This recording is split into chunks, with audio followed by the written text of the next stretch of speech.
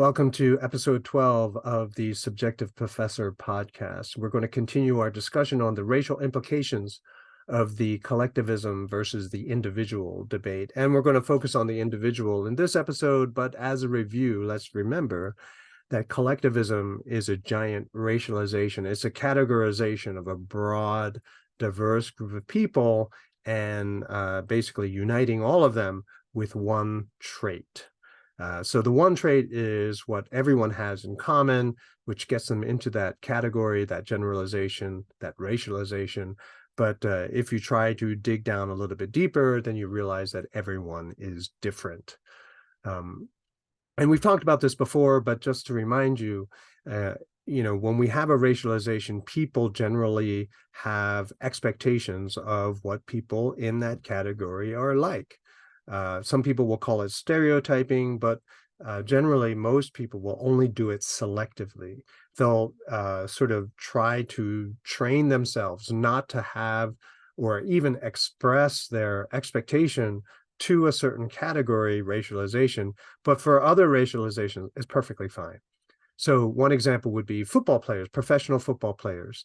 Now, most people who know football players might have built a certain expectation, or if you only know football players from afar, you've probably stereotyped them, you probably racialized them as being a certain kind of meathead.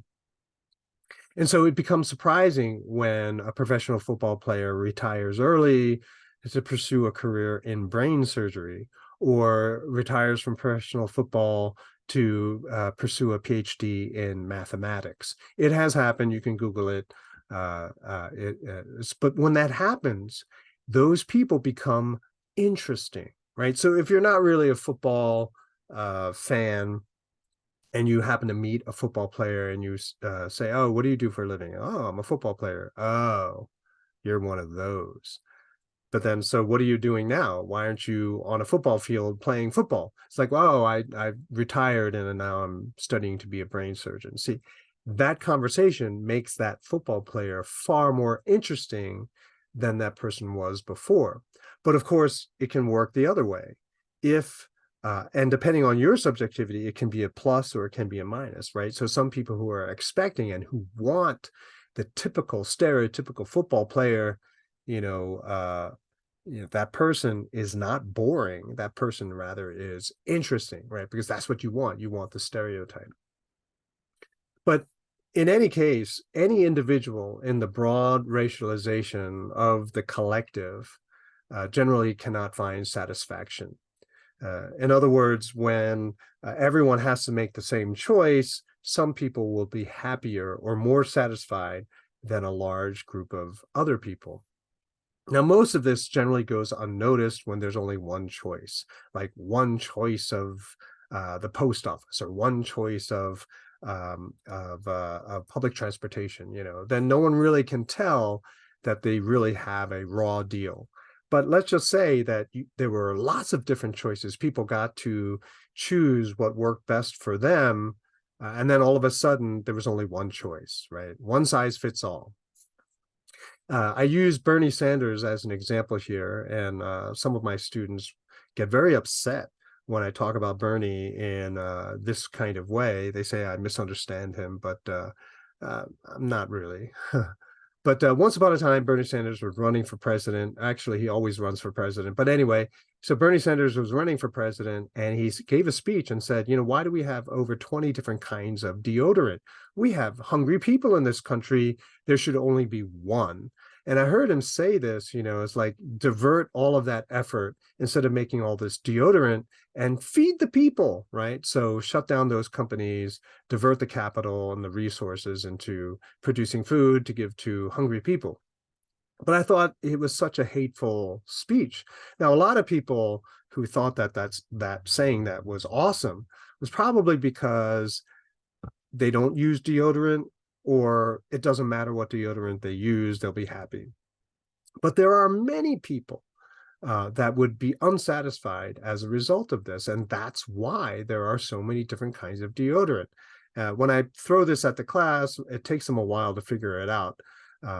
But people with allergies, people who have different kinds of sensitivities, whether it's to smell, texture, feel, application, all these different things, the differences in preferences, the differences in our physicality, then sort of that those different needs were answered by people who wanted to serve those customers by giving them something more satisfactory, something which meets their needs better than the simple one-size-fits-all kind of thing. And so people like Bernie thinks that one-size-fits-all should be good enough for everybody.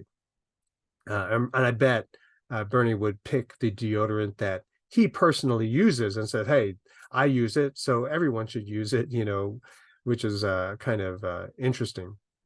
But you see that phenomena where the minority, the people who have allergies or the people who just don't like the texture or don't like the smell, how they are ignored. Their needs, their desires are just simply unmet. So let's go back to the individual. And if you remember that instead of having a broad category where you have all these diverse people in there, in that one racialization, each individual has a potentially infinite number of racializations that could be, well, okay, not infinite, a large, virtually uncountable number of racializations that they could be put into. All of those collectively become your identity. In other words, we're never just our skin color. We're never just our occupation. We're never just our gender, but it's all of those things together which make our identity. And so each person has many, many, many racial markers. So depending on who's looking at you, which racial marker is significant and which one will be used, which one is relevant, will be different, right? So if I was at a family reunion, I could be a father and a son, an uncle and a nephew, a cousin, a husband, a father, all at the same time. And all of these are significant. And so each of us, because of all of our different racializations, our preferences, our health conditions, our religious beliefs, we're going to make different choices. And so therefore we need maximum choice, maximum variety of choices so that we can find what we like best. Therefore, targeting one group of people may unwittingly implicate other groups of people that you didn't want to include, right? Because racializations are such broad generalizations that the net is so big that you're going to catch or implicate many people who you didn't even think of, right? So for example, reparations is a topic that a lot of people are throwing around these days. And to make things very, very simple, just like, the whole who was exposed to Western ideology, they're just going to go by skin color, right? So anyone who's Black, African-American, you don't even have to prove it, right? You can qualify for reparations. But see, who else is implicated in that racialization? Well, there are going to be people who are descended from slave traders, Africans who participated in the buying and selling of other people. And there were many free African Americans, free Blacks in America who owned slaves. So should free people who never owned slaves, should they receive reparations too? What about those who had owned slaves? Should they receive reparations as well? And so there is a lack of consideration. In other words, stereotyping done in a positive way, as if it is a positive thing. And anyone who tries to bring up all of these kinds of people who don't fit that initial racialization neatly and cleanly, you're told to be quiet, right? You're ruining people's mojo, as it were, their stream of thought. So as an alternative to the group thing, to the collectivist thinking that so many people are really jazzed about these days, I'm trying to present a perspective that advocates for the smallest minority in the United States, and that would be the individual. I came up with that, and I realized that and then I saw that Ayn Rand had said that once. I saw it on a T-shirt, and And I thought, oh, wow, people are going to think I plagiarized that. But if you think logically, if you begin with my definition of race and you just proceed there, then you realize that, yes, the individual is unique. And so that person qualifies to be their own racialization, right? And we do this. It's like, oh, you're a Bernie type person, right? And so because the one person is so unique, when we see someone who's similar, then we're going to say, oh, you belong in that category, right? But it doesn't work perfectly because obviously there can only be one. So if we have a system which protects the individual, then everyone is protected by default. In other words, people do not have to seek membership into a powerful association like a union, for example, or be on the right side, the winning side of an election. You don't have to do that in order to have power and protection, right? Empowerment doesn't have to come through political association. No, because you're an individual, your rights are protected, no matter your choices of association, of gender, occupation, whatever. It doesn't matter. You as an individual are protected, but you do not have power over others. You can't force others to do things, to say, think things that they don't want to. And if you say that you do, well, then that's hypocrisy. So if we avoid hypocrisy, you're allowed to make the choices that you want to make, but so is everybody else. And you can't say anything about it.